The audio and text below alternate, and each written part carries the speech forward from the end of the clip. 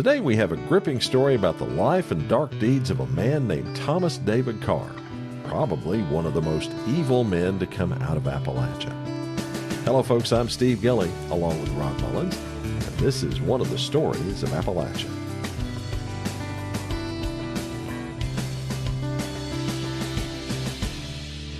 Steve, I have to admit, I've never heard of Thomas David Carr before until I got a chance to read this script.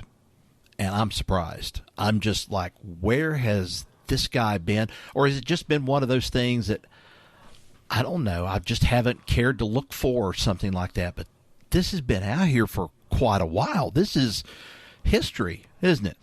It is history, but it's the kind of history that they really don't want a lot of folks to know because it's frankly, a terrible story. Now, we've told stories of vicious, evil people from Appalachia, and I'm pointing first at the Harps, if you recall them. Yep.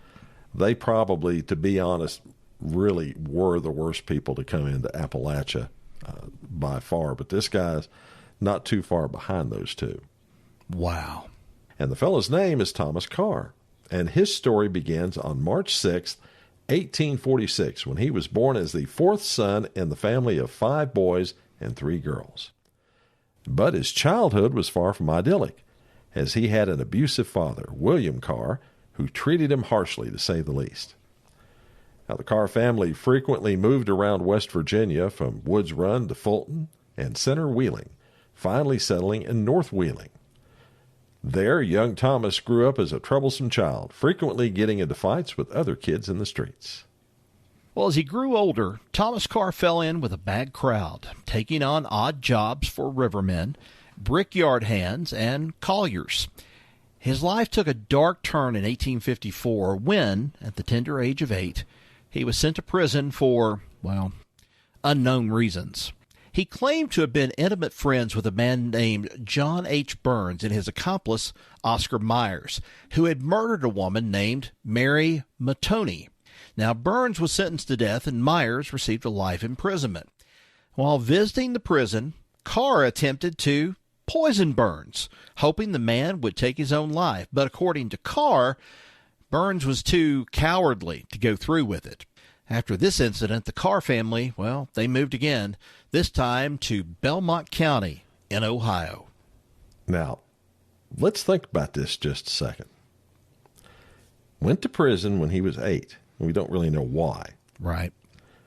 And then, while still a child, he goes to visit the prison with these friends of his and tries to poison them. This is a kid, mind you. I know. What was it? Out of the mouth of babes, or out of the actions of babes, we'll say in this case. Wow. Well, if you can believe it or not, Rod, Carr's life took an even darker turn than this, when at the age of 16, he enlisted with the 16th Ohio Infantry and served 3 months in West Virginia. He would go on to enlist with several other divisions during his military career, and trouble seemed to follow him everywhere. He was frequently arrested for misconduct and was even sentenced not once, but twice to be shot for violating military regulations.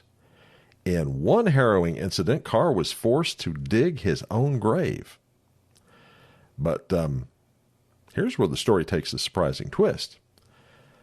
It seems that the young Thomas Carr caught the attention of none other than President Abraham Lincoln, who took pity on him and pardoned his sentence, unknowingly sealing the fate of Carr's later victims. Whoa. Okay. Let's get into the murders that have earned Thomas Carr a very dark place in history. The first murder he confessed to occurred near Virginia's Greenleaf Mountain. While wandering away from his regiment to drink, Carr encountered a citizen who tried to arrest him. In a moment of violence, Carr shot the man in the left breast, and the victim succumbed to his injuries the next day. Carr's murderous spree continued while he was a prisoner in Columbia, South Carolina. He and 2 comrades from the 14th Ohio Infantry strangled a man named Edward Barringer, who was attempting to join the Confederate State Army. Now, mind you, attempting to join the Confederate State Army. Now, after his release, Carr rejoined the 18th Ohio Infantry and was later discharged to Mississippi. There, he shot 2 rebel soldiers, one of them while on picket duty. Carr's list of victims continued to grow, including a prostitute named Annie Whalen, whom he shot in Clarksburg. Now, Carr's ruthless acts knew no bounds. He claimed to be part of a gang that raided a sutler shop in Petersburg, Virginia, stamping the owner to death during the process. One of the most horrific incidents Carr recounted was when he and 14 other soldiers discovered a Federal soldier hanged by the Confederates in a cellar. The soldiers set fire to the planter's residence, leading to a horrifying chain of events involving the brutal assault and torture of a 17-year-old girl left for dead in an orchard. Carr's path of violence continued even after the Civil War. He shot a man trying to break into a house in Raleigh and threw an African-American waiter overboard on a steamer journey. His escape from justice was nothing short of astonishing.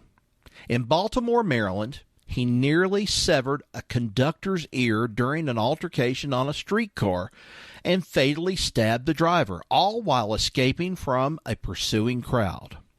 Carr's violent tendencies culminated in Newark, Ohio, where after consuming a bottle of whiskey, he struck a random stranger on the platform, splitting the man's skull open. Carr escaped once again by boarding a passing train full of soldiers. Wow.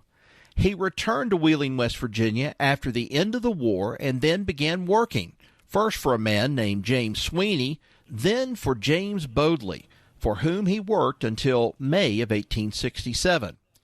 Carr's life of crime took another dark turn when, leaving work early, he encountered Joseph Ezel, a German traveler. Ezel convinced Carr to help him murder his companion, Alois Ulrich.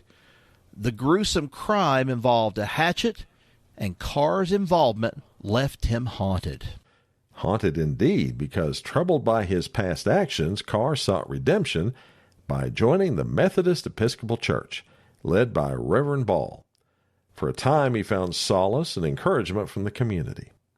But Carr's restless nature and the fear of his dark past being uncovered led him to leave Wheeling, vowing never to return. However, Carr's dark past would eventually catch up with him, as Rod's going to tell you. In June of 1869, he was tried and found guilty of the murder of Louisa Fox, a young girl he had stalked and ultimately killed.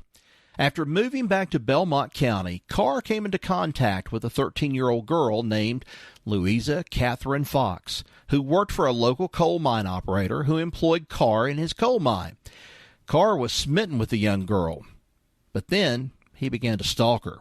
She, though, wanted nothing to do with him. Can you blame her? And his repeated marriage proposals, constantly, after numerous attempts to convince her and her parents to allow him to marry her, he just decided to kill her. We'll not get into the details of her murder, though, other than to say that they were horrific. Bad enough for Carr to consider suicide, but instead deciding to kill the mine's owner's wife. Wow, how do you justify something like that quick? I don't know. Well, anyway, the gathering crowd, though, caused him to abandon that idea and to go into hiding. The next day, he devised an elaborate way to shoot himself, which only wounded him. Staggering out of his hiding place, Carr was spotted, causing him to grab a razor he had stolen and attempting to end his life a second time. And again, he failed, and this time was arrested. In June 1869, he was tried and found guilty of the horrific murder of Louisa Fox and sentenced to death. Carr's lawyer lodged an appeal, but his fate was sealed. On the day of his execution, Carr was visited by 2 enamored girls who received photographs and silver rings as tokens of his memory. Yes, even back then you had groupies around these horrible people. Well, Carr spent his final moments praying, singing hymns, and delivering a heartfelt speech in which he blamed his crimes on the influence of whiskey. He pleaded for the banishment of alcohol to prevent others from following in his footsteps. As the trapdoor opened, Carr slowly strangled to death. His execution marked the first legal execution ever carried out in Belmont County. Well, Steve, here's something for you, and also for our listeners. There are some that doubt the legitimacy of Carr's confessions, as some details just didn't align with the historical records. But nevertheless, his life and his crimes remain a dark chapter in the annals of Appalachian history. Okay, well, here's a question for you. This is just us talking and everything. Mm-hmm. Comparing him up, I guess there would be no comparison, if you want to say this. Charles Manson. He came out of Appalachia, or at least had a place in Appalachia and stuff, went on to other places. Close or not even in the ballpark? I think this guy might have been worse than what Manson orchestrated, to be quite honest. Wow. Now, you folks out there, Wow. you can go look this up and look up that young girl's name, and you'll see some of the things that he did. It really was pretty bad. I guess the only folks that come out of Appalachia that would be in his league, so to speak, would have to be the Harps. Yeah, that's where I was going with that next. I was going to ask you, it would have to be the Harps in this case. But, I mean, I started thinking individual right off the bat. And that's kind of what made me jump, I guess, to Manson of all that. But, Manson had help in certain things, the way things were done. Yeah. This guy did it all. I mean, just if it went from, whoever all the way to this young girl, I mean, if you really want to go and look this stuff up, that's what you need to do, because we ain't going to tell you. You're just going to have to see it for yourself. And I hate to be that way, but we're trying to remain a very family-oriented, PG-rated show here is what we're trying to do. And that, folks, brings us to the end of another episode of Stories of Appalachia. Thanks for joining us for this tale of the life and dark deeds of Thomas David Carr. Be sure to subscribe to the Stories Podcast at Spreaker, Apple Podcasts, Spotify, Player FM, Audible, or on your favorite podcast app. Until next we meet, y'all take care. So long.